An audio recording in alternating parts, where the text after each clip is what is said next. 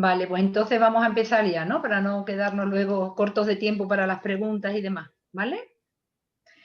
Muy bien. Bueno, pues buenas tardes a todos. Muchísimas gracias por estar aquí. Mi nombre es María Victoria Hurtado de Mendoza y soy presidenta de momento del Grupo de Interés de Embriología. Os voy a introducir un poquito y ya daremos paso a los compañeros para que lleven a cabo este webinar. La idea de este webinar nació en el Grupo de Interés de Embriología porque he visto que no podíamos hacer ningún curso presencial. Nos dolía realmente porque nuestro fuerte, digamos, que es la parte de formación, los talleres presenciales y demás, habíamos hecho 2 proyectos y no iban a ver la luz por las circunstancias en las que estamos atravesando. Entonces cogimos uno de estos talleres, el de coadyuvante en los laboratorios de andrología, criobiología y embriología. ¿Hay algo efectivo para mejorar nuestros resultados? Y entonces, claro, habíamos introducido la andrología y la criobiología y consideramos que los grupos de interés de andrología y criobiología estarían interesados también en colaborar y efectivamente así fue. Hemos hecho un trabajo transversal entre los 3 grupos de interés, con el entusiasmo de todos, con toda nuestra ilusión y aquí estamos. Esperamos que podamos aprender mucho y mantener el contacto. Paso la palabra, sin más preámbulos, a José Luis Girela López, de la Universidad de Alicante, que es presidente del Grupo de Interés de Andrología. Pero antes también quiero mencionar a Miquel Soler Hinarejos, que es de Dexeo, Barcelona, que es el presidente del Grupo de Interés de Criobiología. Y sin más, esperemos pasar un buen webinar y nos vemos en el siguiente. Hasta para ti, José Luis, cuando quieras empezar. Muchas gracias, María Victoria. Pues nada, muy buenas tardes a todas y todos. Como ya os ha dicho María Victoria, para el que no me conozca, yo soy José Luis Girela, soy profesor de Biología Celular en la Universidad de Alicante y de momento también soy el presidente del Grupo de Interés de Andrología. Lo primero que quería agradecer es al grupo de embriología, porque hay que dar ese crédito, que fueron aquellos que en su momento iniciaron la idea de poder hacer este tipo de actividad. Es verdad que este año está siendo muy especial en muchos sentidos y entre otros pues está la imposibilidad de organizar actividades presenciales, ¿no? Por todas las limitaciones que estamos teniendo.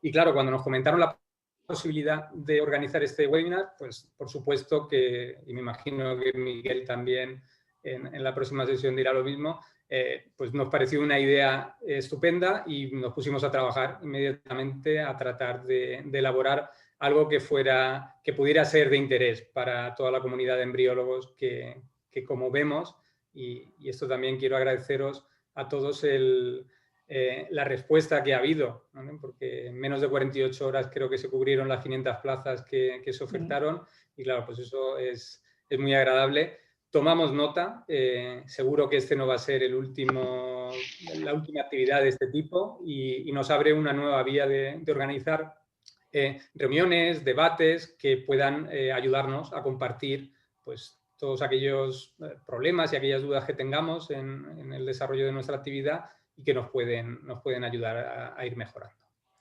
Quiero agradecer también a la Junta Directiva, que también cuando les transmitimos enseguida se pusieron y nos dieron todo el apoyo, y también, por supuesto, a todo Grupo Proces y la Secretaría Técnica de ASEVIR, pues que sin ellos tampoco podríamos estar en este momento organizando esta sesión. Como he explicado y como habéis visto en el programa, el webinar está pensado en 3 sesiones, en 3 días diferentes. El primero dedicado a andrología, luego un segundo sobre criobiología y el último dedicado a embriología. Al final, lo que queremos es dar una visión global del laboratorio de reproducción asistida y quizá no es tanto una actividad únicamente de formación, de explicar algo, sino de generar un poco de debate y poder compartir cuáles son las experiencias que estamos teniendo cada uno en nuestros diferentes centros y en la actividad diaria. Para esta sesión, para la sesión de andrología, hemos preparado 2 ponencias cortitas para introducir 2 temas que consideramos que eran de interés para toda la comunidad, ¿vale?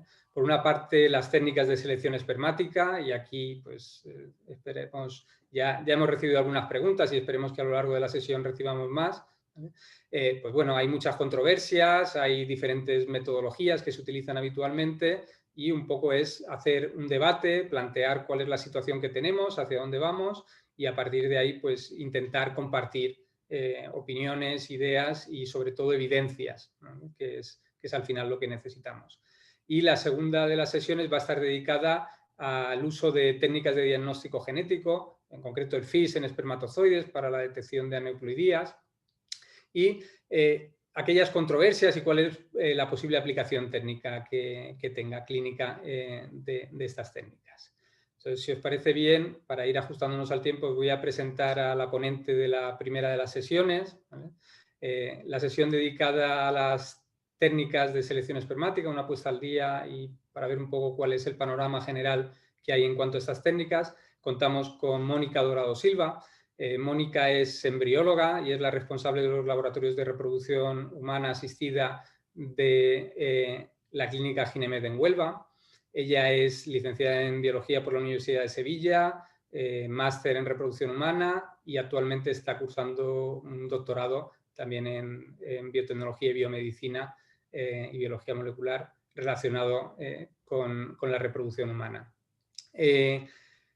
Mónica es miembro del comité permanente del grupo de interés de andrología. También esto queremos dedicar un poquito a darle visibilidad al trabajo que se realiza desde los grupos de interés, ¿vale? Los grupos de interés están a vuestra disposición para todas aquellas dudas o consultas que queráis hacer, pero también están abiertos a vuestra participación y os invitamos a que os incorporéis a ellos para poder colaborar en el desarrollo de todas estas actividades. Mónica tiene diversas publicaciones relacionadas con el estudio de la fragmentación del DNA y, bueno, como es tiene cierta relación, pues consideramos que era la persona adecuada para dar esta charla. Y sin más, os dejo con Mónica para que nos muestre su presentación. Muchas gracias. Todo para ti, Mónica.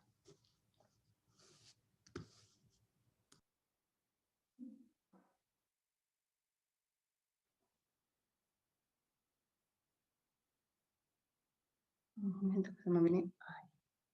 Simplemente mientras que se carga la presentación, recordaos que está abierta la opción de hacer preguntas que trataremos después de las dos ponencias de debatirlas y de comentarlas.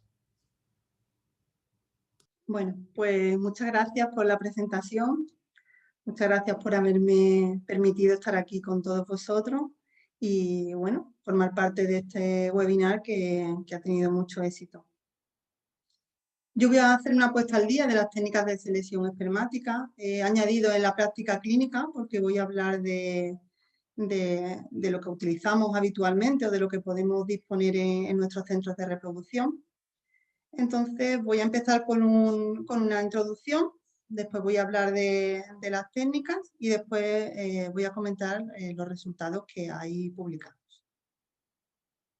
Posiblemente tenemos un escaso conocimiento del funcionamiento de los espermatozoides y es por ello por lo que no podemos saber cuando hay fallos de fertilización cuál es el motivo.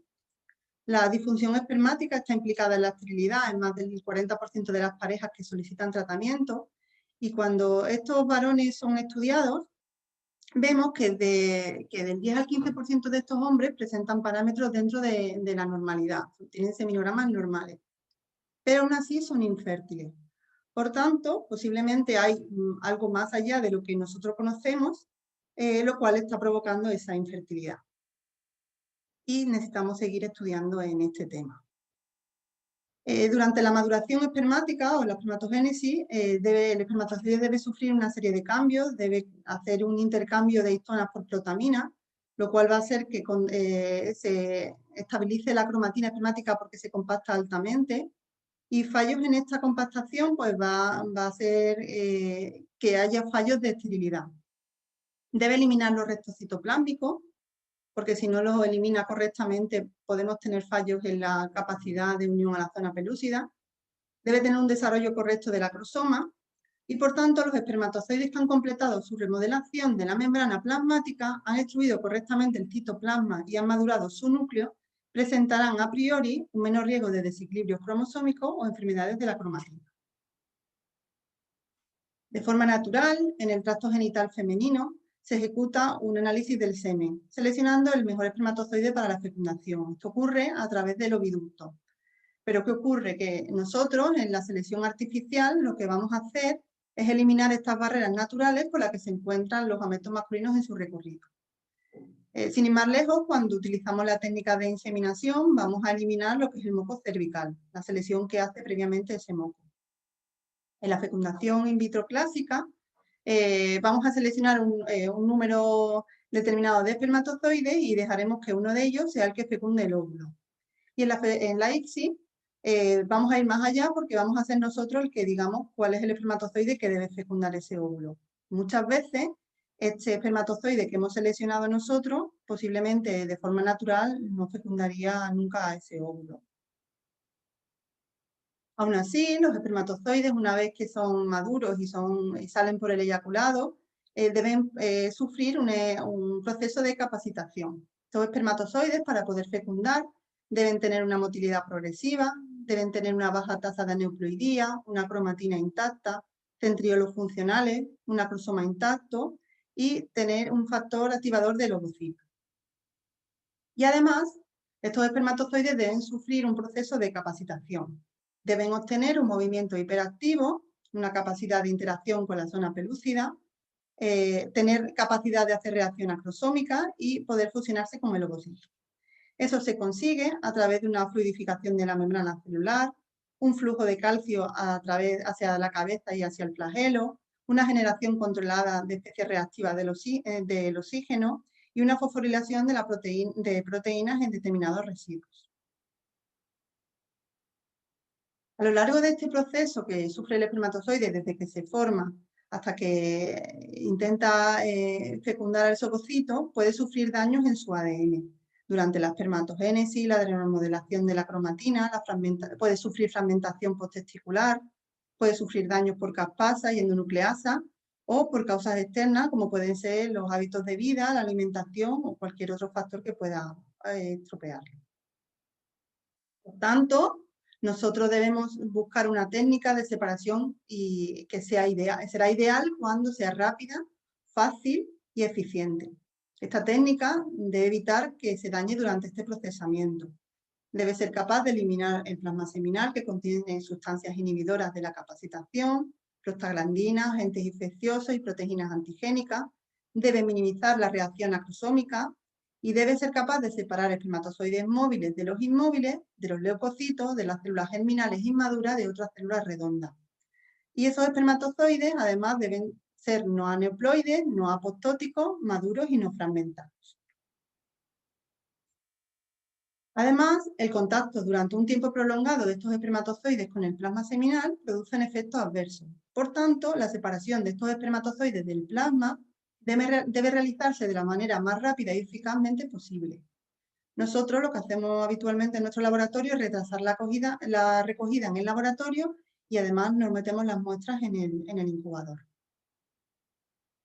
Las técnicas convencionales, como son el SWIMAP y el gradiente de densidad, están basadas en la selección por motilidad y morfología. Como sabéis, el SWIMAP hace un lavado del plasma seminal y con medio de cultivo y permite que los espermatozoides sean incubados durante cierto tiempo para que alcance el sobrenadante. Esos son los que vamos a recuperar. El gradiente de densidad lo que hace es, por partículas de sílice a distinta concentración, el plasma seminal se pone arriba y pasa a través de estas dos concentraciones, la más diluida arriba y la más concentrada abajo. Aquellos espermatozoides que son maduros, con mayor compactación, con mejor integridad de la cromatina, llegarán hasta el gradiente más condensado, o sea, el más concentrado, que es habitualmente entre 80 y 90%, frente a 45% del menos concentrado. Y esos espermatozoides que han llegado a ese concentrado son los que van a ser utilizados para la fecundación. Siempre hay una pregunta que es gradiente de densidad frente a SWIMAP. Pues bien, ambas técnicas son efectivas para eliminar la fragmentación de este ADN, aunque sí parece que hay estudios que dicen que los gradientes de densidad presentan una menor contaminación de componentes solubles, recuperan más espermatozoides que el SWIMAP. quizás tengan una mejor integridad de la cromatina y son más eficaces para la eliminación de la doble cadena. Pero en la práctica, según este estudio, una revisión de la Cochrane de 2019, dice que comparando la efectividad de ambas técnicas, incluyeron varios estudios en los cuales no se informó sobre tasa de ectópico, anomías fetales o tasa de infección, vieron que no pudieron determinar si existen diferencias en la tasa de embarazo clínico, en la tasa real de embarazo evolutivo, en embarazo múltiple o en las tasas de aborto. Por tanto, no podemos decir que una técnica sea mejor que la otra de cara a estos parámetros. Por tanto, consideraremos que ambas técnicas son eficientes. Si hablamos de técnicas más avanzadas, que no son las que hacemos de forma rutinaria, estas técnicas deben ser capaces de aumentar la probabilidad de seleccionar los espermatozoides estructuralmente intactos y maduros, con alta integridad del ADN para la fecundación. Nosotros vamos a hablar de 4 métodos, cada uno basado en un parámetro, los basados en la madurez espermática, que son los de unión a ácido hialurónico, métodos basados en la apoptosis, que son las MACS, columnas de anexina, métodos basados en la morfología, en la IMSI, y en los microfluidos. El ácido hialurónico es un mucopolisacárido, que es un componente principal de la matriz extracelular del cúmulo óforo, de manera que los ovocitos están rodeados de este ácido hialurónico de forma natural. Aquellos espermatozoides que son maduros van a contener receptores en la cabeza y van a ser capaces de unirse a este ácido hialurónico. Estos espermatozoides además presentarán una mejor compactación de su ADN y tendrán más posibilidades de llegar al óvulo y fecundarlo. Por tanto, estas técnicas están basadas en ser un seleccionador fisiológico. Tenemos 2 técnicas en el mercado, comercializadas por el mismo grupo, Orillo, en la cual hay 2 técnicas diferentes, PIXI y Spin&Low. PIXI es una placa de cultivo de plástico con 3 micropuntos de hidrogel de ácido hialurónico que están adheridas a la placa. Debemos hidratar estos puntos del hidrogel y poner una gota de medio de cultivo con espermatozoides y unirlas con una aguja. De manera que en el contacto de los espermatozoides cuando pasan hacia la zona de hidrogel, aquellos espermatozoides que sean maduros y presenten estos receptores de ácido hialurónico quedarán unidos fuertemente por la cabeza. Y estos van a ser los que debemos utilizar para la microinyección. En el caso de Spin&Low, es un medio viscoso que puede ser la alternativa al PVP de forma más fisiológica. Y aquí lo que hacemos es poner una gota de medio de cultivo con los espermatozoides unida a una gota de Spin&Low. Hacemos como hemos hecho antes, una columna con la aguja. Y aquellos espermatozoides que intenten nadar hacia el Spin&Low y queden retenidos en la interfase, van a ser aquellos que tenían esos receptores y son los maduros, serán los que están maduros y son los que deberemos elegir. Estos nadarán de forma más lenta y todos aquellos que naden libremente son los que son inmaduros o nos debemos seleccionar. Otra técnica que tenemos, la que está basada en la apoptosis, recordamos que la apoptosis es la muerte celular programada de células dañadas o con alta fragmentación. Los espermatozoides apoptóticos presentan en su membrana externa la fosfatidilcerina, que es un fosfolípido que habitualmente se encuentra en la membrana interna. Cuando estos espermatozoides con la fosfatidilcerina esterilizadas se ponen en contacto con anexina 5, que es una proteína específica de unión, se quedarán unidos. De manera que aquellos espermatozoides apoptóticos que presentan la estimulación de la fosfatidilcerina unidas a la anexina 5, que a su vez están unidos a unas partículas de hierro, si la pasamos por un campo magnético, se quedan retenidos. Es decir, solo los espermatozoides que no presentaban esta fosfatidilcerina en su membrana externa pasarán libremente, será una selección negativa, y aquellos que sí tenían la fosfatidilcerina externalizada, que se han quedado unidos a su vez a la anexina 5, que a su vez se quedan retenidos por el campo magnético, pues se quedan retenidas y no podremos utilizarlo. Digamos que esto es una selección previa o una selección precoz de espermatozoides que a posteriores pues serán defectuosos o no deberíamos utilizarlos. Otra técnica de selección es la basada en la morfológica, que básicamente es utilizar un microscopio de IMSI, que lo que hace es aumentar o tiene una óptica en 6.000 veces que aumenta la visión 6.000 veces. Si de forma en el microscopio normal vemos el aumento a 400, pues en este microscopio lo vemos a 6.300 aumentos. ¿Qué permite? Pues permite que veamos defectos de cabeza, de pieza intermedia y de cola. Vemos defectos del acrosoma, del núcleo, del cuello, vemos vascuolas que están relacionadas con una mala compactación de la cromatina, etc. Y por último, voy a hablar de la selección espermática mediante técnicas de microfluido. Estas técnicas son las más novedosas dentro de las que hemos hablado y están intentando imitar las condiciones del tracto genital femenino, simulan las dinámicas de natación del espermatozoide de forma fisiológica, de manera que estos espermatozoides que han sido seleccionados con esta técnica mostrarán una mejor motilidad y morfología, bajas tasas de fragmentación de su ADN y menor cantidad de especies reactivas del oxígeno. ¿Cómo funciona?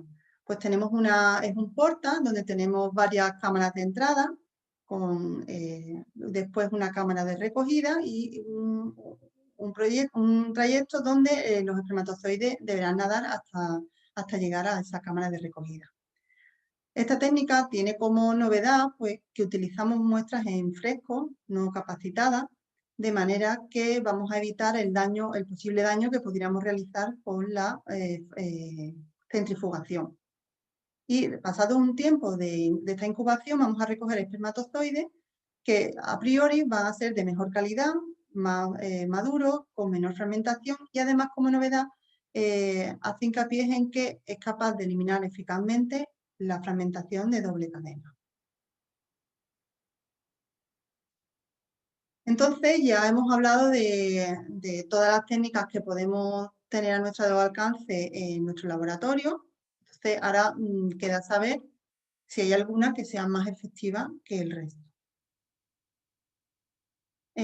Con respecto a este estudio de la Cochrane del 2019 que compara las técnicas avanzadas, que incluye varios estudios, evidenció habló que la calidad de la evidencia fue de muy baja a baja, porque tenía una serie de limitaciones como fue la imprecisión, el sesgo de realización y el sesgo de abandono.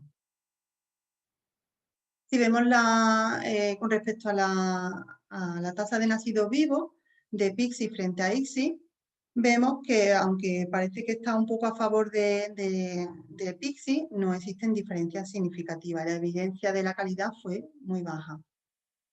Igualmente, independientemente de que hubiéramos utilizado una técnica u otra, PIXI o SpreadSlow. Con respecto a MAX, frente a ICSI convencional, con respecto a nacidos vivos, pues la evidencia también fue muy baja. Parece que hay cierta tendencia a favor de las MAX, pero la realidad es que no existen diferencias significativas, tampoco con aborto espontáneo ni embarazo clínico. La evidencia, pues, de nuevo, muy baja. Comparamos PIXI con MAX, con respecto al aborto espontáneo por embarazo clínico, pues también vemos que la evidencia fue muy baja. No existen tampoco diferencias. En este otro estudio, donde también revisa PIXI contra MAX o versus MAX, vemos que tampoco hubo diferencia, ni en porcentaje de división, ni embarazo en curso, ni tasa de implantación, en nada. En este otro estudio, también de la Cochrane, la revisión, está mirando si existen diferencias entre el uso del microscopio convencional frente a IMSI. Se consideraron varios estudios donde incluyeron 2.775 parejas y la realidad es que no se sabe con certeza si IMSI mejora las tasas de nacidos vivos, la tasa de aborto espontáneo por embarazo, tampoco se sabe si mejora las tasas de embarazo clínico y ninguno de los estudios incluyó tampoco si había una diferencia en las anomalías congénitas, como se había hablado, que esta técnica lo reducía.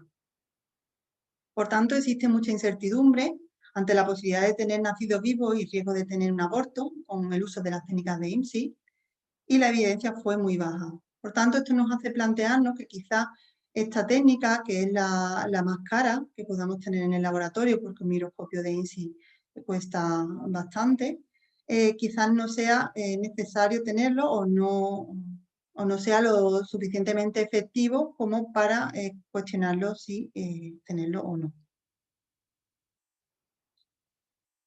En este estudio compara el uso de la ICSI convencional con el uso de la capacitación con las técnicas de microfluido en parejas con infertilidad inexplicada. No existen diferencias significativas en ningún parámetro, ni en fertilización, ni en división. Solo encuentran que con esta técnica el número total de embriones de grado 1 de buena calidad va a ser superior en el caso del uso de microfluido. Pero este estudio no tenía la suficiente potencia como para detectar una diferencia significativa. En este otro estudio, está revisando en caso de parejas con fallos de fertilización.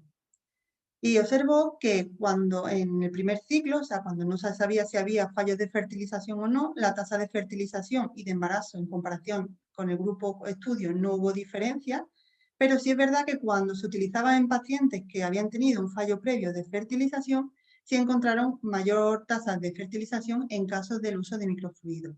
Y además, se vio que disminuía significativamente el índice de fragmentación del ADN comparado con las técnicas de gradiente de densidad. Por tanto, mis conclusiones es que aún no hemos encontrado una técnica que sea claramente efectiva, que deberíamos realizar un diagnóstico correcto de la muestra, porque si no sabemos realmente qué problema tiene, no podemos saber qué técnica deberíamos utilizar, que debemos hacer una individualización de las muestras y tener en cuenta qué características tiene, porque, por ejemplo, si tenemos una muestra que es una oligospermia o oligosteno y tiene una fragmentación elevada, quizá hacer el uso de microfluidos en la cual se utiliza un volumen muy bajo con muestras en fresco, no vamos a obtener apenas espermatozoides, y quizá otras técnicas que también puedan eliminar esta fragmentación, pues sería de mejor utilizarla por el hecho de que vamos a recuperar mejor o mayor número de espermatozoides.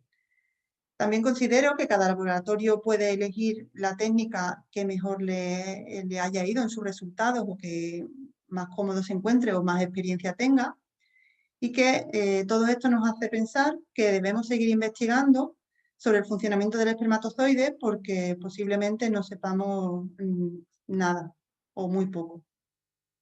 Y esto es todo. Muchas gracias.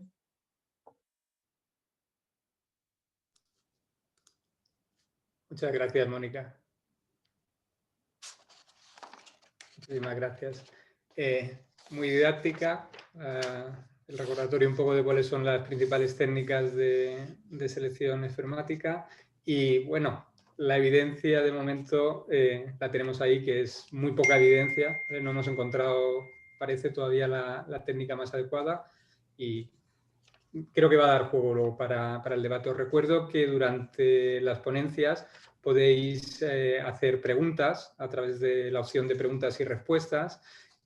Os agradeceríamos también que indicarais el ponente al que van dedicadas las preguntas, ¿vale? Para que luego podamos dirigirlas más correctamente. Bueno, pasamos a la segunda de las charlas, en la que vamos a hablar sobre el FISH en espermatozoides, y os voy a presentar a Elena García Mengual, que va a ser la siguiente ponente. Elena es embrióloga clínica, ella es licenciada en biología por la Universidad de Valencia, es máster en biología clínica y experimental de la reproducción por la Universidad de Alicante. Buenos recuerdos tenemos de aquellos momentos. Luego es doctora por la Universidad Politécnica de Valencia, ¿vale? Ella realizó su tesis en la Universidad Politécnica de Valencia y desde el año 2007 se incorpora a la unidad de genética reproductiva de sistemas genómicos, y bueno, En sistemas genómicos ella es la responsable del laboratorio de andrología y también es la coordinadora de biopsia embrionaria en esta unidad de genética reproductiva. Elena es la tesorera del grupo de interés de andrología en ASEVIR y tiene pues, una gran cantidad de publicaciones relacionadas pues, con aneuploidías en espermatozoide y con otras técnicas de diagnóstico genético. Así que le doy la palabra para que pueda exponernos su ponencia. Bienvenida. Bueno, pues muchísimas gracias, José Luis, por la presentación. Son muchos años ya. Y nada, quería agradecer también la acogida de esta primera reunión, webinar. Y yo creo que sin más, porque no se nos vaya el tiempo, voy a compartiros la pantalla y... Vale.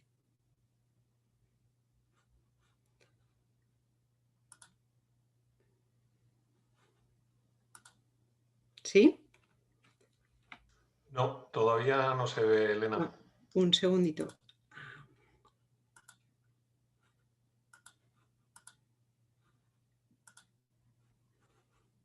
¿Ahora? Sí, ahora. Gracias. Sí.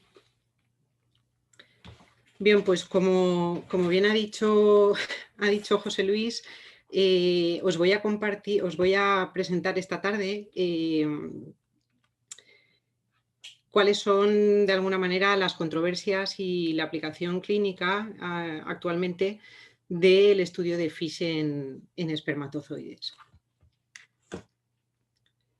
Pues bien, la aneuploidía, como todos sabemos, es un desequilibrio cromosómico que está caracterizado por la pérdida o ganancia de cromosomas y es la principal causa de abortos de primer trimestre a nivel embrionario, es la principal causa de abortos de primer trimestre, de retraso mental, de problemas del desarrollo, de fallo de implantación y de infertilidad.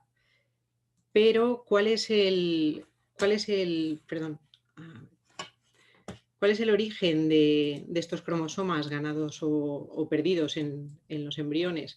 Pues bien, en la mayor parte de los casos, la aneuploidía se origina durante la gametogénesis a causa de errores que se producen durante las divisiones meióticas, durante la meiosis, y por lo tanto podemos decir que ya está presente en el ovocito o en el espermatozoide.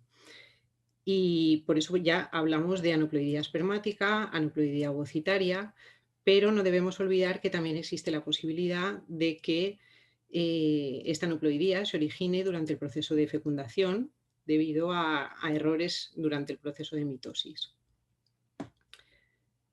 Bien, ya a finales de la década de los 80, Plachot y colaboradores realizaron un estudio multicéntrico en centros de FIB para proponer un modelo de selección natural en contra de estos embriones aneuploides. Y este modelo ya estimaba, como podéis ver aquí a mano derecha, en un 26% la aneuploidía ovocitaria, en un 8% la aneuploidía de origen espermático y en un 8% también la aneuploidía que se origina durante la fecundación. De manera que todo esto nos daría, si sumamos estos tres ítems, todo esto nos daría una probabilidad teórica de aneuploidía poscigótica del 38%. Y en efecto, pues como ya sabemos, desgraciadamente, la especie humana se caracteriza por una importante mortalidad prenatal, principalmente debido a la presencia de aneuploidía.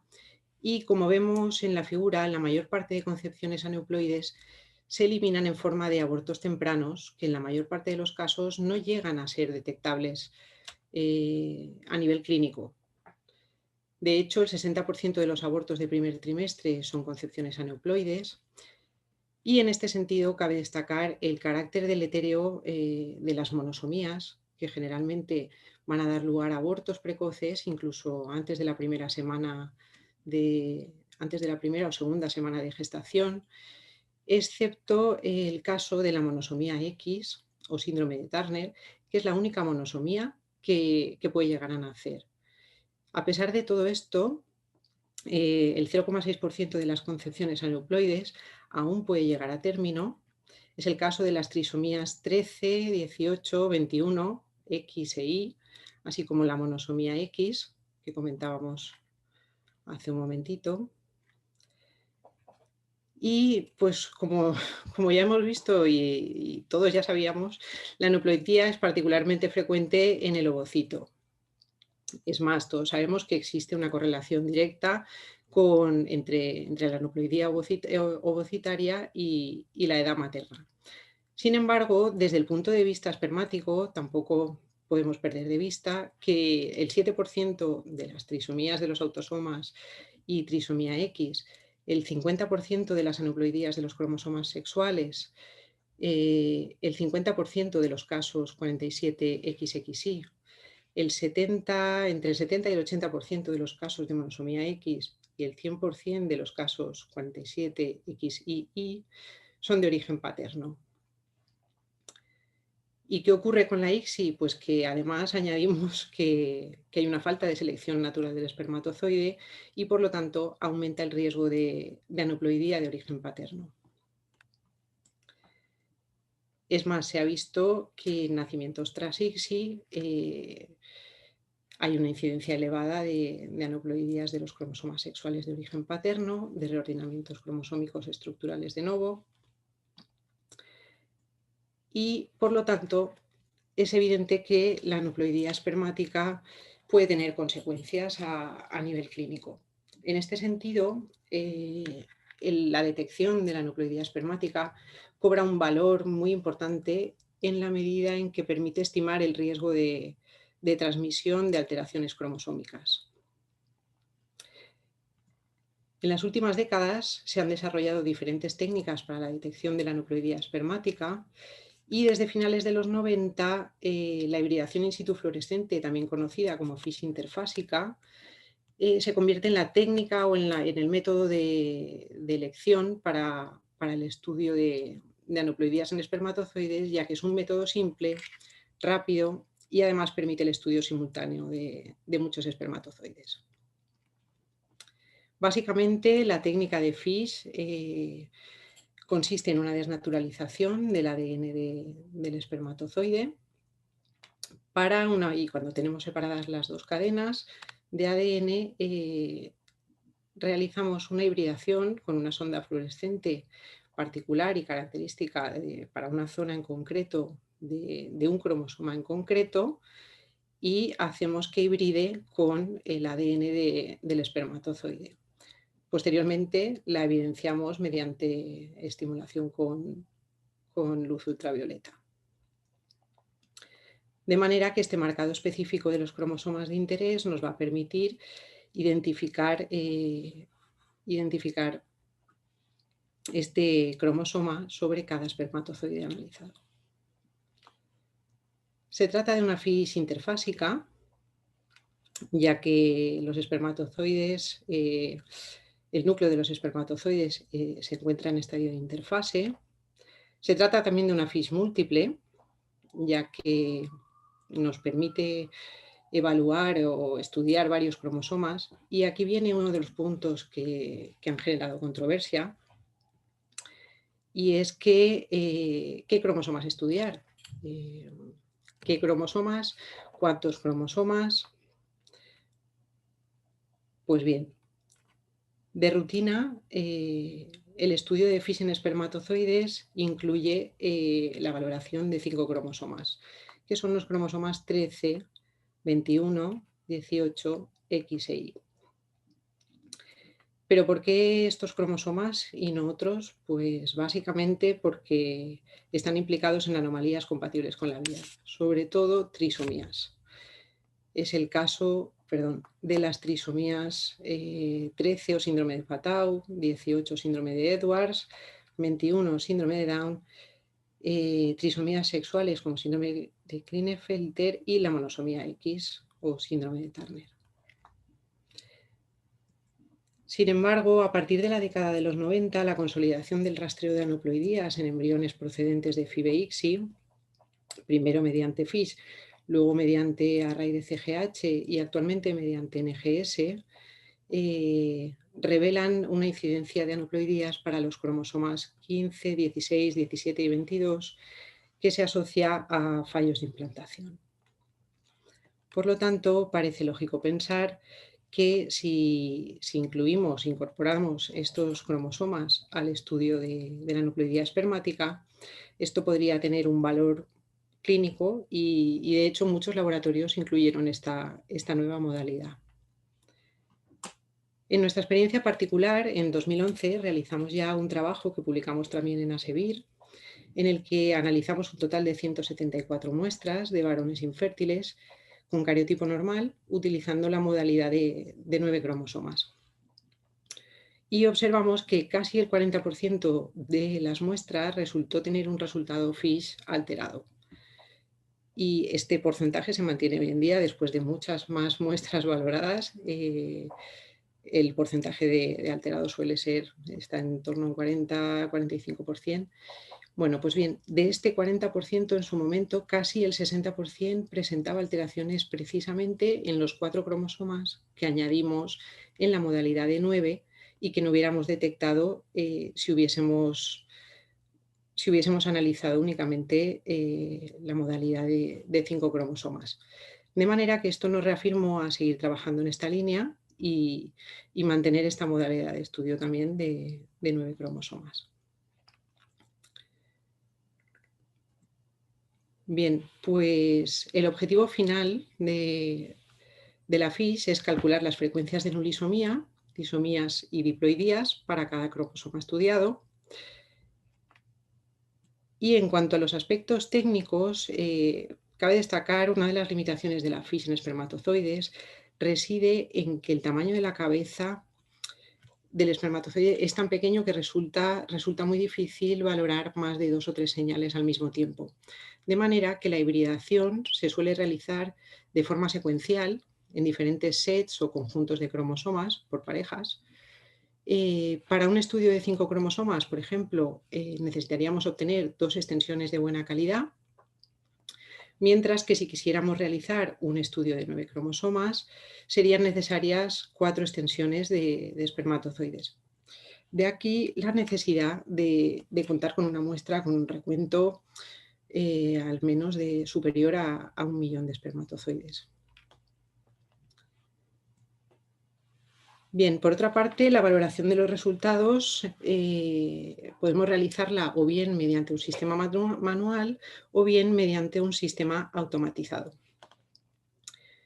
El sistema manual está compuesto por un microscopio de fluorescencia con un control manual de intercambio de filtros y presenta básicamente 2 riesgos: el tiempo de trabajo y la variación inter-intraobservador. Por lo tanto, las limitaciones son que es un método laborioso, lento. Además, el análisis suele ser de un número limitado de espermatozoides, sobre 500 espermatozoides por muestra, precisamente por estas limitaciones del intercambio manual de filtro. Y además presenta una dificultad intrínseca para discriminar entre nulisomías y fallos de hibridación. Como podéis ver en las 2 fotos de abajo, mediante el intercambio manual de filtros solo podemos valorar un fluoróforo a la vez, y en el caso de que estemos valorando el fluoróforo aqua, que marca el cromosoma 18, pues solo veremos ese fluoróforo. En este caso vemos 2 espermatozoides que no tienen señal para el cromosoma 18 y podríamos pensar que se trata de un fallo de hibridación. Sin embargo, cuando cambiamos el filtro y vemos el filtro dual que nos permite ver los cromosomas rojo y verde X e Y, nos damos cuenta de que sí que hay señal en esos cromosomas para el cromosoma Y y por lo tanto se trata de una nulisomía para el cromosoma 18. En este sentido, el sistema automatizado está compuesto por un microscopio motorizado con control programado de intercambio de filtros, con sistemas de segmentación o de entrenamiento, que permite además la captura y digitalización de imágenes superponiendo todos estos filtros. Todo esto le confiere al sistema fluorescente automatizado una serie de ventajas frente al sistema manual, que son la rapidez de los resultados, que son más rápidos, precisos y reproducibles, y nos permite también contar alrededor de 10.000 espermatozoides por muestra, valorar un número elevado de espermatozoides, evita la subjetividad del técnico, evidencia la presencia de nulisomías, y esto es una parte importante ya que, como hemos visto antes, es la manera más fácil de evidenciarlas, el ver todos los filtros superpuestos. Bien, y finalmente la valoración de resultados va a consistir en la asociación de vamos a reconocer una serie de patrones de señales en cada espermatozoide, y cada patrón se va a asociar con un genotipo. En este caso, pues si estamos valorando, veis en la parte de abajo, si estamos valorando los cromosomas 13 y 21, pues el patrón verde y rojo se asocia con el genotipo haploide, y así sucesivamente para el resto de anomalías. Bien, y en cualquier caso, la valoración final de los resultados va a depender en gran medida del tamaño muestral, ya que para alcanzar resultados significativos es necesario estudiar un gran número de espermatozoides, de la calidad de la muestra, que tiene que ser superior a 1 millón de espermatozoides, ya que una muestra, a la hora de valorarla en el sistema automatizado, es también importante que esté libre de células epiteliales, redondas, de contaminación, infección fúngica o bacteriana, que nos puedan crear algún artefacto.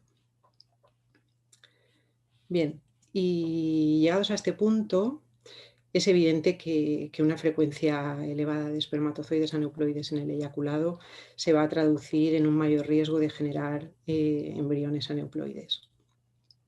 Por lo tanto, en el marco de la valoración del valor infértil, el estudio de la aneuploidía espermática proporciona un valor pronóstico sobre la aneuploidía embrionaria. Y una vez tenemos los resultados de la FISH, y este es otro de los puntos que generan controversia, ¿cómo podemos establecer si se trata de niveles de aneuploidía alterados? Pues en primer lugar es necesario establecer unos puntos de corte que nos vayan a permitir diferenciar entre valores de aneuploidía normales y alterados. Y a pesar de una amplia bibliografía al respecto, la diversidad de protocolos utilizados, de cromosomas estudiados, el número de espermatozoides analizados, las limitaciones técnicas para determinar la nulisomía, pues bien, todo esto complica, por no decir impide, la comparación de estudios, la dificulta mucho, así como la posibilidad de alcanzar un consenso en cuanto a puntos de corte para la aneuploidía espermática.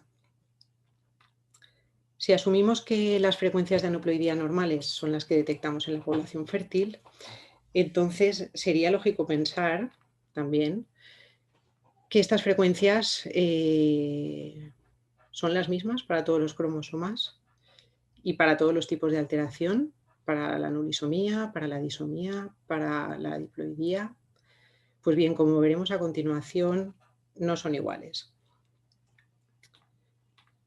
En 2011, Templado y colaboradores revisaron todas las frecuencias de disomía basal en una treintena de estudios de FISH, en espermatozoides, en donantes de semen, y todos estos estudios contaban con al menos 5 donantes y se analizaba un mínimo de 10.000 espermatozoides por set de hibridación. No todos los estudios valoraban los mismos cromosomas, pero sí que es verdad que entre todos cubrían la casi totalidad de la dotación cromosómica. Y lo que pudimos observar, lo que Templado concluyó, fue que la aneuploidía basal, en primer lugar, tiene frecuencias muy bajas y, en segundo lugar, que los valores de estas frecuencias son heterogéneos y que hay variabilidad entre los diferentes cromosomas. De manera que esto nos hace pensar que los puntos de corte deben ser únicos para cada cromosoma y para cada alteración. ¿Y qué sucede? Esto nos podría hacer pensar también que si hablamos en términos de aneuploidía, ¿qué sucede? Pues que perdemos, si hablamos en términos de aneuploidía total, perdemos información. Se puede estar diluyendo la presencia de alguna anomalía en concreto. ¿Y cómo podemos, teniendo en cuenta todo lo anterior, cómo podemos comparar los valores de aneuploidía espermática de un individuo infértil con los de la población fértil control? Pues bien, esa es la pregunta que quisimos responder en nuestro último trabajo, y para ello lo primero fue estudiar los valores basales de nulisomía, disomía y diploidía para un set de 13 cromosomas, el 1, el 2, el 9, el 13, el 15, el 16, el 17, el 18, el 19, el 21, el 22, el X y el Y, en la población fértil control a partir de 14 donantes. Y nuestro objetivo fue, en primer lugar, establecer la frecuencia de aneuploidía basal en una población fértil control, y en segundo lugar, establecer unos puntos de corte para cada cromosoma y tipo de alteración, siguiendo unos criterios estadísticos basados en intervalos de confianza específicos. El análisis estadístico de los resultados se llevó a cabo utilizando el test no paramétrico Wilcoxon-Rank Sum Test a un nivel de confianza de 99,9%, que nos permitió conocer la media de cada alteración por cromosoma, así como establecer un intervalo de confianza para cada valor. Si asumimos que el valor límite del intervalo de confianza, como el valor del punto de corte para la alteración y cromosoma específico, podremos decir que en un individuo infértil todo valor de aneuploidía que supere este punto de corte va a tener un 99,9% probabilidades de ser diferente de la población fértil control para ese cromosoma y esa alteración en concreto. Por último, es importante también destacar la necesidad de que cada laboratorio establezca sus propios puntos de corte en base a su protocolo de FISH, pero en cualquier caso este abordaje estadístico determina un criterio único a la hora de discriminar las diferencias entre una muestra y los valores de aneuploidía basal de la población fértil.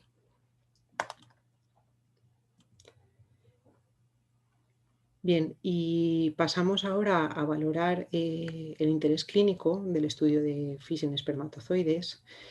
Y en primer lugar se ha visto una asociación entre aneuploidía y fenotipo alterado en el seminograma.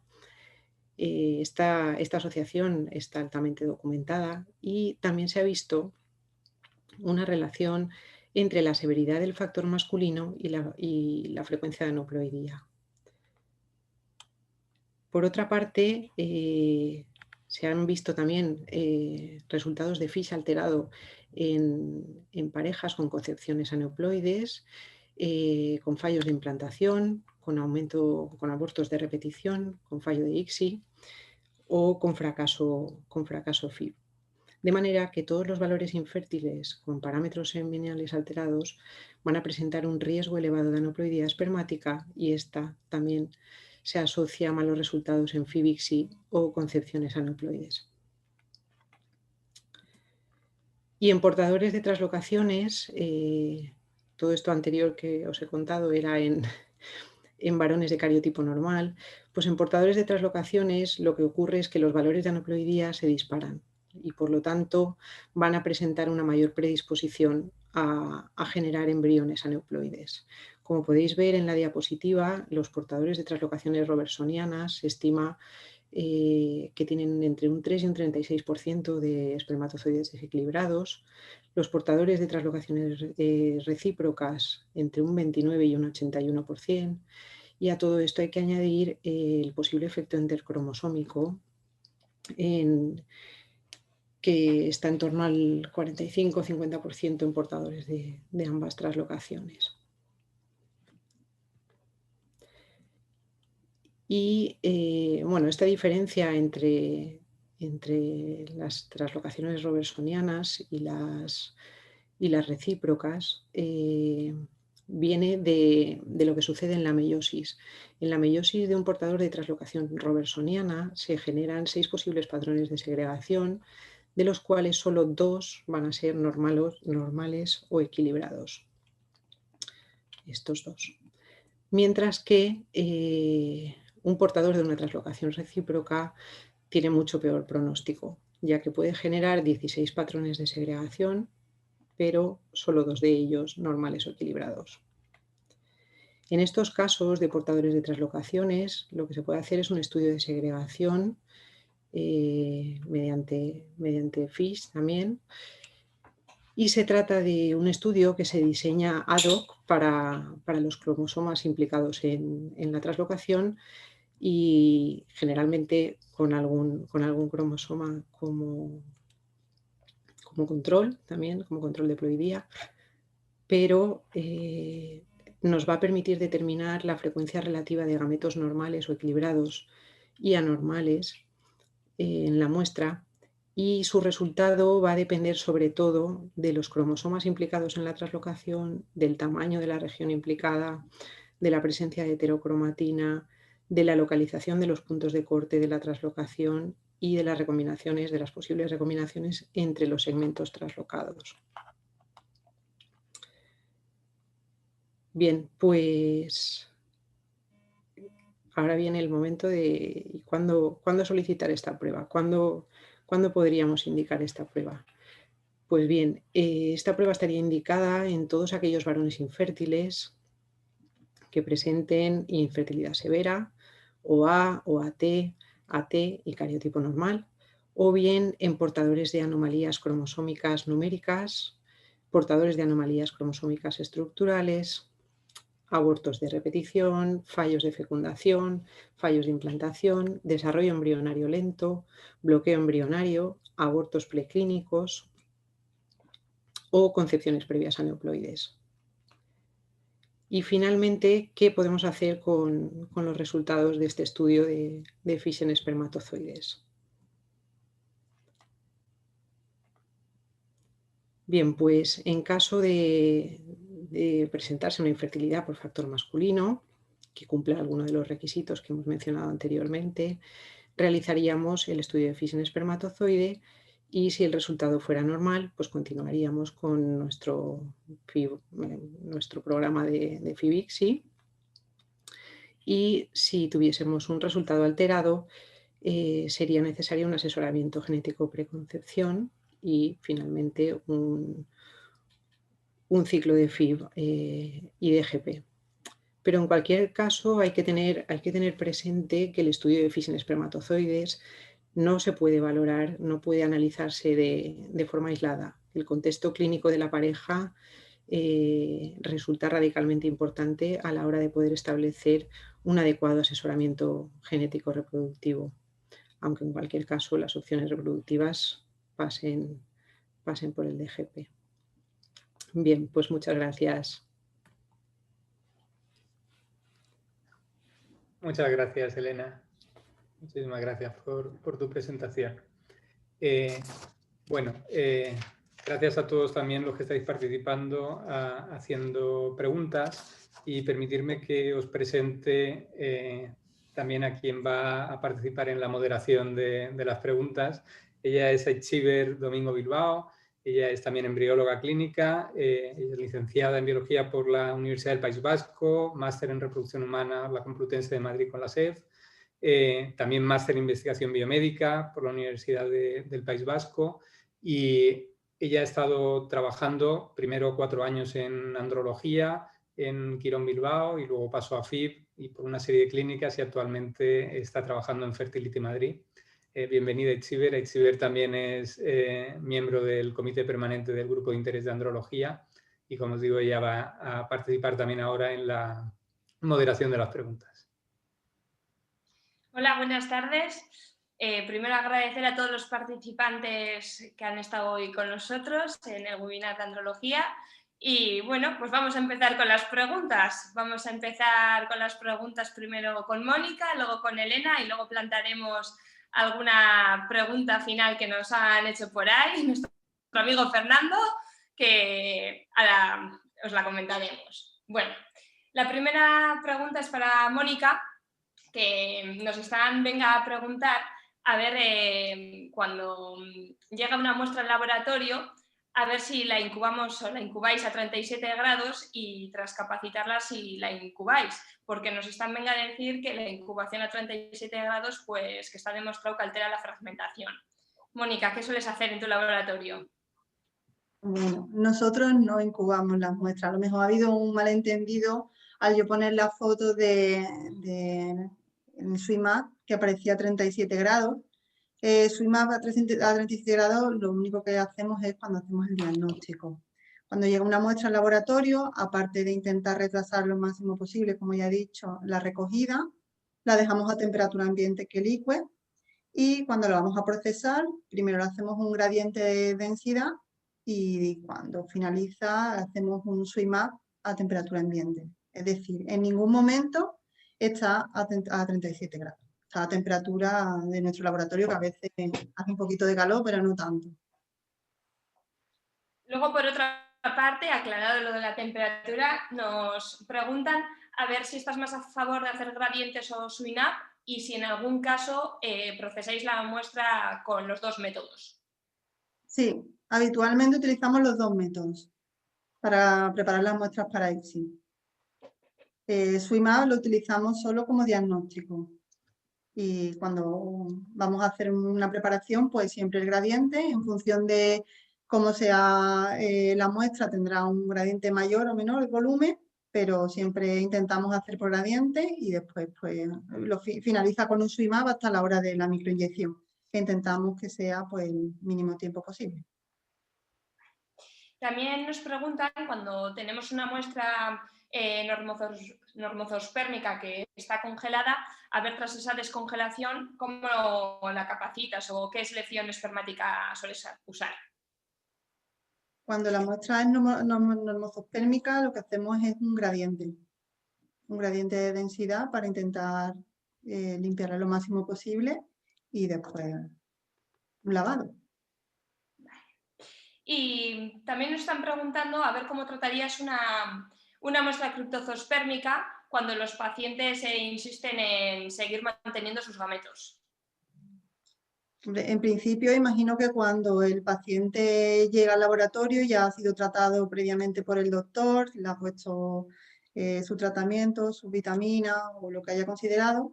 Y cuando llega al laboratorio, lo que intentamos hacer lo más rápido posible es eliminar el plasma seminal con una concentración y resuspensión y después pues, la utilizamos así. Bueno, Elena, comenzamos contigo.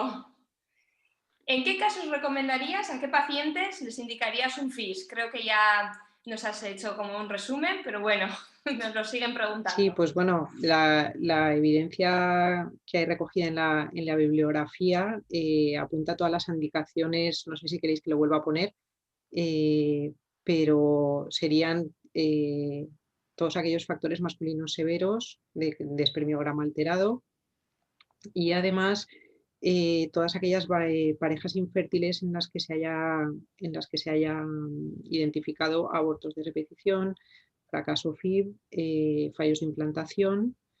Creo que no me estoy dejando nada. En cualquier caso, siempre hay que valorar todo en el contexto de la pareja. Primero, obviamente, en todo paciente con un cariotipo alterado se podría valorar la posibilidad de realizarlo y en todo varón con un espermiograma alterado también nos podría dar un valor pronóstico de cómo se va a comportar esa muestra el día de la ICSI, de cuántos espermatozoides aneuploides tienen. Hay varios participantes que nos están preguntando que cuando mandan las muestras a analizar a otros laboratorios, sobre todo pues, para hacer COMET y para hacer estudio de FIS, que mandan las muestras congeladas. A ver si esa congelación no altera el valor de esas pruebas. ¿Qué opináis? Bueno, pues en principio, en el caso del FIS en espermatozoides, la dotación cromosómica del espermatozoide no se va a ver alterada por la congelación de la muestra, va a seguir siendo la misma. Entonces, en el caso de un FIS en espermatozoides no habría diferencia. Lo que sí que habría diferencia es en el caso de valorar un túnel o una fragmentación mediante túnel o COMET, ya que sí que se ha visto que la congelación puede inducir fragmentación. Entonces, luego nos están preguntando también a ver si habéis hecho algún estudio para comparar una muestra en fresco, un resultado de FIS, y esa misma muestra de esos pacientes tras capacitar, que realmente es la muestra que vamos a usar para hacer una ICSI, ¿qué FIS tienen? A ver si solamente con esos gradientes ya eliminamos aneuploidías posibles. Bueno, eso sí que está comprobado, o sea, los gradientes, los métodos de selección sí que se ha visto que disminuyen las tasas de aneuploidía. El problema que tenemos es que, claro, si una muestra de partida en fresco no tiene una aneuploidía relevante, después de la capacitación tampoco va a tener una aneuploidía relevante. Y por otra parte, sí que es cierto que como también la aneuploidía en ciertos casos está asociada a la fragmentación, algunos métodos que nos permitan eliminar espermatozoides fragmentados también estarán mejorando la muestra a nivel de aneuploidía. En cualquier caso, nosotros siempre recomendamos valorar la aneuploidía, hacer el estudio de FIS en las mismas condiciones en las que se vaya a utilizar la muestra el día de la ICSI, para tener un valor pronóstico lo más fiel posible a la realidad del día de la ICSI, para que el pronóstico sea más fiable. En ese sentido nos preguntan a ver si entonces cuando van a mandar una muestra a analizar, si es mejor que la congelen capacitada para hacer el FIS, ¿en fresco Claro. o capacitada? Para hacer el FIS, nosotros siempre recomendamos que la envíen capacitada. Y para hacer el FIS no habría problema en congelarla, porque la congelación no va a modificar el resultado de la aneuploidía. También nos están preguntando a ver si recomendaría siempre hacer un estudio de 9 cromosomas en FIS y no de 5.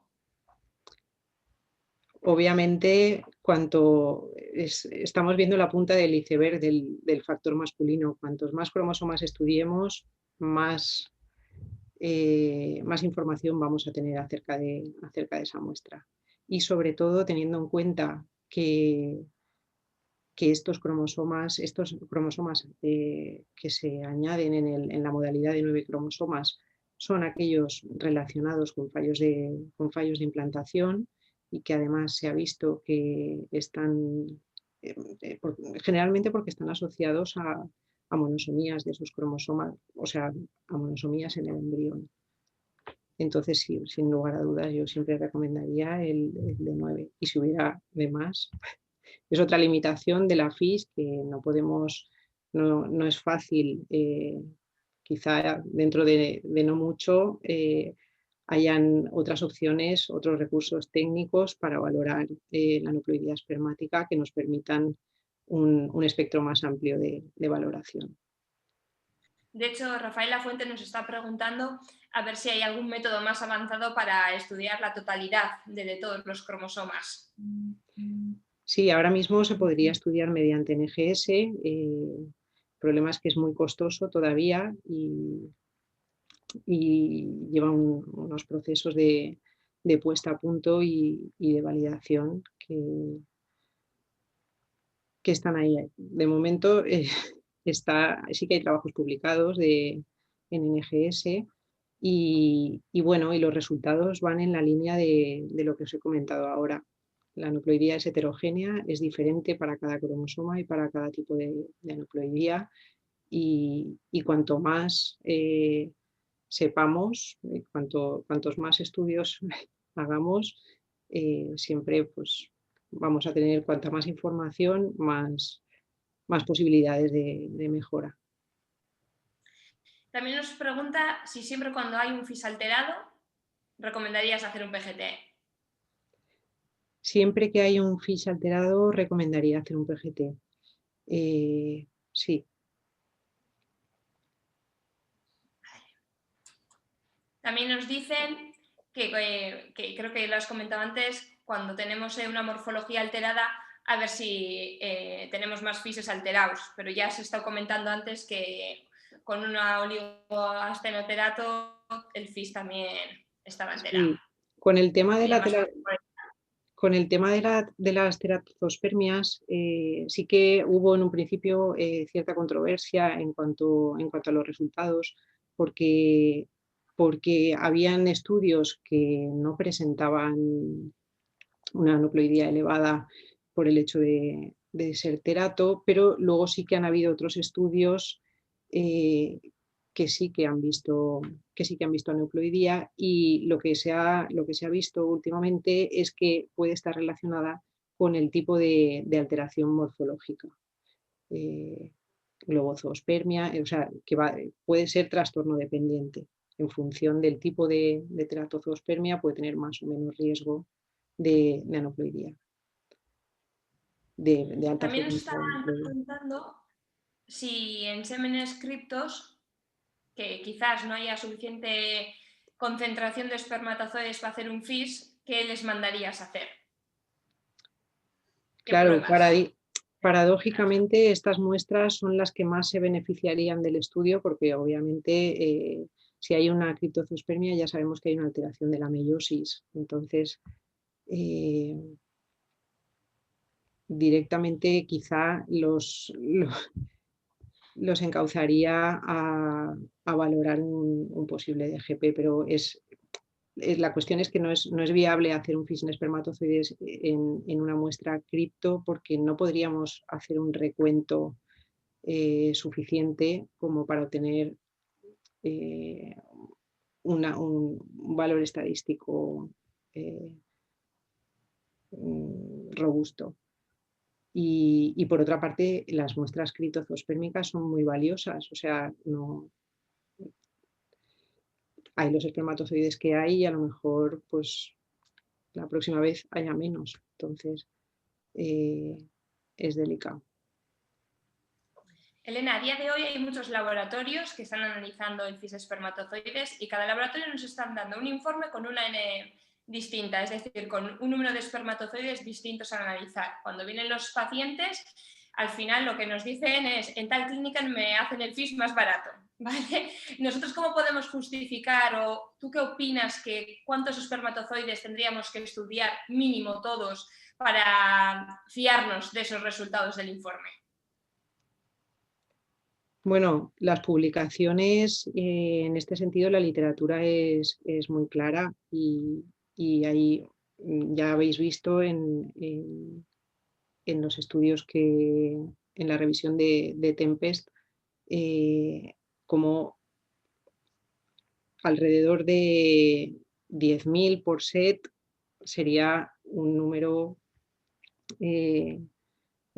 aceptable, de alguna manera. En cualquier caso, todo tiene que ser reproducible. Quiero decir que cada laboratorio tiene que hacer sus puntos de corte y si sus puntos de corte los ha valorado en 500 espermatozoides, pues contará 500 espermatozoides. Obviamente, si vamos a valorar del orden de 10.000 espermatozoides, nuestros controles tienen que estar hechos valorando también del orden de 10.000 espermatozoides. O sea, tiene que haber una línea en este sentido. Volviendo con Mónica.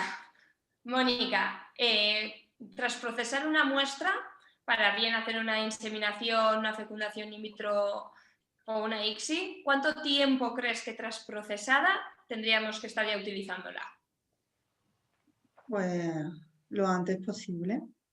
Si hemos hecho un SWIMAP, o sea, un SWIMAP, pues sí debemos esperar un tiempo prudencial, a lo mejor de 30 minutos, pero si la hemos utilizado con un gradiente y ya está todo preparado, pues cuanto antes mejor para eso, para evitar los daños que se puedan producir por agentes externos, temperatura, luz, o prácticamente la dinámica de la fragmentación. Cada paciente tiene una dinámica y hay muestras que se estropean, se fragmentan en 5 minutos y muestras que se fragmentan en 10 horas. Entonces también dependerá un poco de si tenemos posibilidad de utilizarlo lo antes posible, utilizarlo, pero si sabemos que es una muestra buena, pues a lo mejor nos podemos relajar un poco, pero lo ideal es utilizarlo en cuanto podamos. Nos están preguntando también si tenemos una muestra de fragmentación alterada, a ver si recomendarías hacer una biopsia testicular. Nosotros habitualmente lo que hacemos es hacemos una fragmentación, vemos que es elevada, le ponemos un tratamiento y hacemos una prueba de MAX. Si tras realizar una selección por columnas de anexina la muestra sigue siendo muy elevada con respecto a su fragmentación, pues quizás nos podemos plantear hacer una recuperación de espermatozoides en testículos. Pero si se obtienen buenos resultados, una fragmentación aceptable, pues simplemente hacemos una selección con MAX y no se hace biopsia. Nosotros, en nuestra experiencia a día de hoy, lo que estamos haciendo es mandamos las muestras a analizar al CIMAP y hacemos análisis de fragmentación de doble cadena con COMET, y si realmente está alterado, pues lo pasamos por el Fertil Chip. La realidad es que a mí lo que me gustaría saber es que si esa muestra de semen, que la dejamos en fresco, tras ser filtrada con el Fertil Chip, ya sabemos y damos por hecho que ha disminuido la fragmentación, pero esa misma muestra, si la capacitamos y comparamos esos dos resultados, a ver si realmente el Fertil Chip es más beneficioso que la capacitación en sí. ¿Qué pasa? Que como no disponemos en los laboratorios para hacer el estudio, pues no lo hacemos y nos tenemos que fiar. También suponemos que la fragmentación doble se mantiene más, no como la cadena simple que varía de muestra a muestra, pero a nosotros nos ha venido algún paciente que ha venido con varias fragmentaciones del mismo laboratorio, un COMET, y en días distintos, y eran distintos valores. Entonces, ante estas situaciones, ¿vosotros qué recomendáis? ¿Qué hacéis en vuestros laboratorios? Porque también es cierto que muchos también pues nos dicen, les ponemos antioxidantes orales. Pero claro, para que realmente hagan efecto tienen que estar tomándolos durante 3 meses y nuestros pacientes normalmente tienen bastante edad, son mayores de 40 años la gran mayoría, entonces no van a esperar 3 meses o 3 meses y medio para ver si lo que les estamos dando tiene algún tipo de beneficio. ¿Vosotros qué hacéis ahí? Hombre, los antioxidantes sí se ponen incluso para evitar este problema de saber si van a esperar los 2-3 meses o no, pues a lo mejor si trae una muestra previa que está afectada, pues directamente se le pueden poner los antioxidantes y mientras se están haciendo los estudios adicionales y la mujer pues va teniendo sus resultados. ¿Qué hacemos? Pues en principio la fragmentación la hacemos nosotros y vemos los resultados y me estabas preguntando qué técnica utilizamos. Si la hacéis vosotros en el laboratorio, me imagino que estáis haciendo cadena simple. Sí.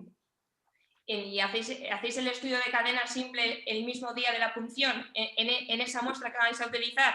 Pues a veces sí, cuando las muestras están muy afectadas, lo que hacemos, y ya tenemos una fragmentación previa alterada, después de cuando vamos a hacer el día de la punción, a lo mejor le hacemos de nuevo la fragmentación en función del valor que nos dé tras la capacitación y tras las MACs, vemos y valoramos qué técnica utilizar. Si utilizamos esa muestra fresco, esa muestra después de capacitar, o bien directamente nos vamos a testículos.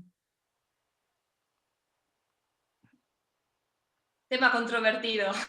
Sí, porque también tenemos que saber si realmente ese estudio que me está diciendo de cadena doble es realmente cadena doble. O sea que también... Lo que nos da es cadena simple y cadena doble, y supuestamente la cadena doble no varía tanto como la cadena simple. Y se supone que con las técnicas de capacitación, pues posiblemente la cadena simple se elimine y además no hace tanto daño con respecto a los resultados clínicos como la doble.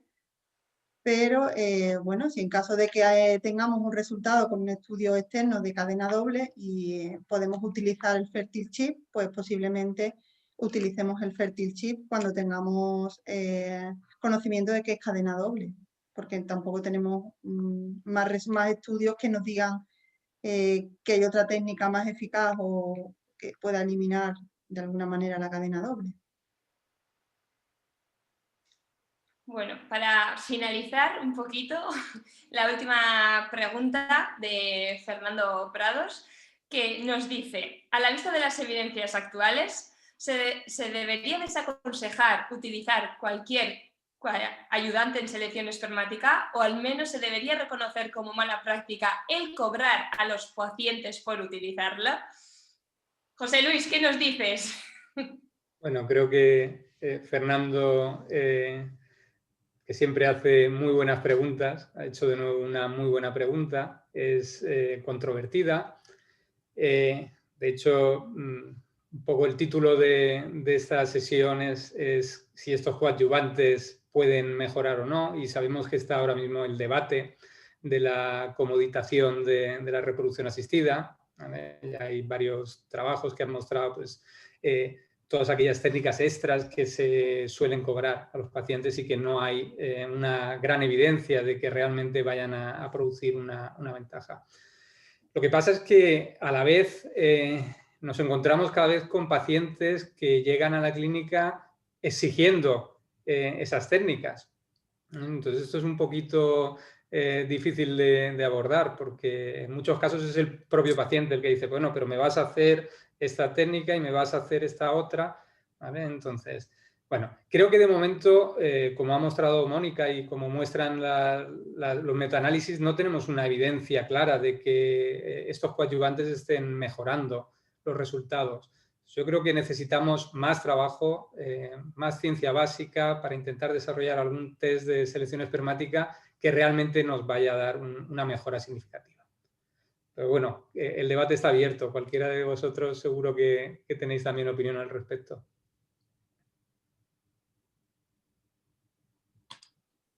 ¿No tenéis opinión? En mi opinión, yo creo que Fernando tiene razón, que realmente estas propuestas que se les da a los pacientes son muy caras, excesivamente caras, y no sé hasta qué punto tienen algún tipo de ventaja. Simplemente con la capacitación espermática yo creo que conseguimos bastante.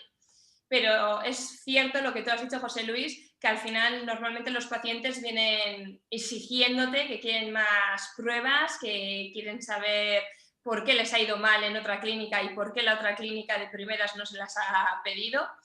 Y entonces nos vemos como obligados a ofrecer y ofertar estas pruebas y filtros, por así decirlo. Por lo menos nosotros aquí. Sí, es verdad. Hay pacientes que vienen pidiendo el estudio de doble cadena, el uso de Fertil Chip y si no se lo ofrece, pues se van a otro sitio porque consideran o han leído que eso es lo mejor y lo más novedoso y que si no se lo hacemos, pues no se van a quedar embarazados. Sí, es una cuestión, pero simplemente desde un punto de vista positivo, ¿vale? No es tampoco no hay que, ¿vale?, ponerse ahí el látigo y empezar a golpearse con el látigo. Es cierto que en algunas ocasiones pueden darse alguna mala praxis en este sentido. Yo creo que no hay de forma intencionada un uso excesivo de coadyuvantes sin que haya detrás una evidencia. Es cierto que el problema que solemos tener en reproducción asistida es que las técnicas llegan muy rápido a la aplicación clínica, que no han tenido pues, unos periodos largos de investigación, las investigaciones suelen ser muy parciales, no llegamos a tener resultados completos, entonces, bueno, pues si mezclamos todos estos ingredientes, pues es verdad que tenemos una situación en la que en ocasiones se pueden dar estos casos. Pero bueno, en principio siempre el objetivo va a ser el dar la mejor técnica disponible para intentar obtener los mejores resultados. Y yo creo que en eso coincidiríamos todos.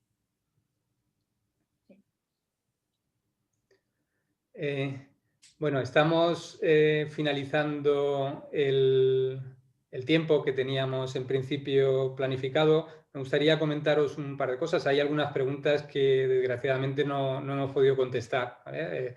Agradezco a todos los participantes que se han ido animando y ha habido una cantidad de preguntas, muchas de ellas muy interesantes y que no hemos podido contestar. Simplemente comentaros que los grupos de interés tenemos un correo electrónico que lo podéis localizar en la página web de ASEVIR. En el caso del grupo de interés de andrología es GI, de grupo de interés, _andrología@asevir.com, donde podéis dirigirnos preguntas o cuestiones que podamos intentar solventar, ¿vale? Ya sea los miembros de la comisión permanente, el grupo de base o incluso cualquier otro asociado de ASEVIR que pueda echar una mano a resolver esas dudas. Eso por una parte.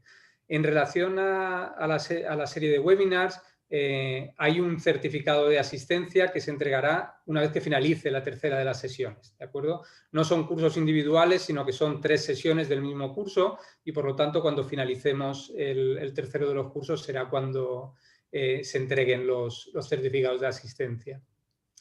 Y solo me quedaría, porque ya tenemos que ir finalizando, de nuevo dar las gracias a todos los implicados, por supuesto a las ponentes que han hecho unas magníficas charlas, a Itziber, que ha dinamizado muy bien el debate, e invitaros a todos a volver el miércoles próximo, que tendremos la sesión dedicada a criobiología y a la misma hora, a las 7 de la tarde, volveremos a estar para poder responder a aquellas dudas que tengamos. Muchas gracias a todos.